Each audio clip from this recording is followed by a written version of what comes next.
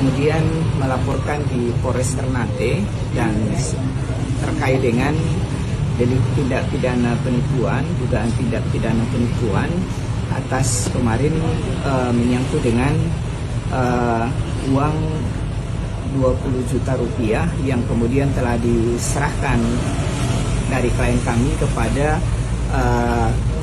salah satu oknum guru di Pulau Ternate sama Ibu Satya.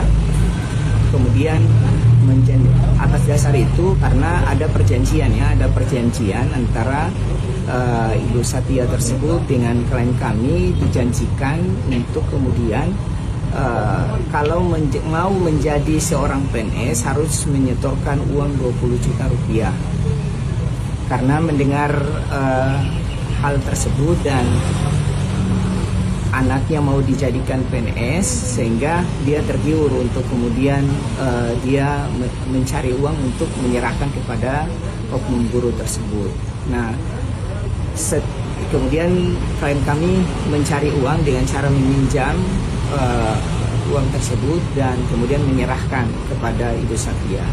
Nah, belakangan ternyata uang tersebut juga disetorkan kepada salah satu kepala UPTD Dinas Pasar di Pasar Bastion. Ternyata mereka bekerja sama atas nama Bapak Yasin, bekerja sama untuk kemudian mencari orang untuk mengambil uang dari masyarakat dengan iming-iming mau dijadikan sebagai pegawai negeri sipil. Nah, ternyata klien kami juga itu kakaknya yang tinggal di Aceh Huda dan juga sebagai guru ternyata juga mengalami hal yang sama, menyerahkan uang sebesar 20 juta juga kepada yang bersangkutan Ibu Satya dan kemudian menyetorkan, sehingga keluarga ini juga memanggil klien kami Ibu Nuja untuk kemudian menyerahkan uang lagi dengan iming-iming bahwa anaknya akan dijadikan sebagai pegawai negeri sipil. Nah, belakangan ternyata dari Desember 2024 sampai dengan sekarang ternyata tidak ada realisasi atas janji tersebut yang kemudian telah diberikan. Namun yang ada, dia akan mengganti uang dari klien kami, sehingga kami menilai bahwa bukan pada persoalan uang yang akan digantikan, namun janji yang kemudian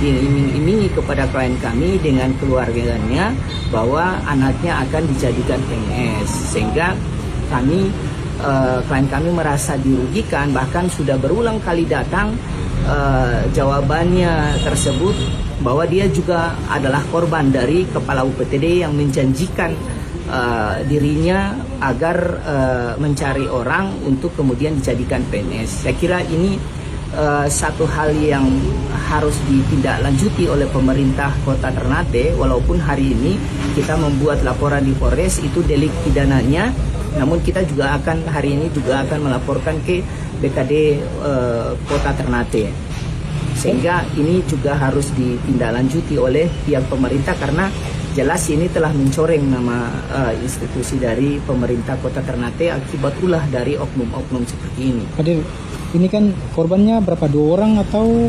Sebenarnya yang menyerahkan kuasa ke kami baru 1 orang.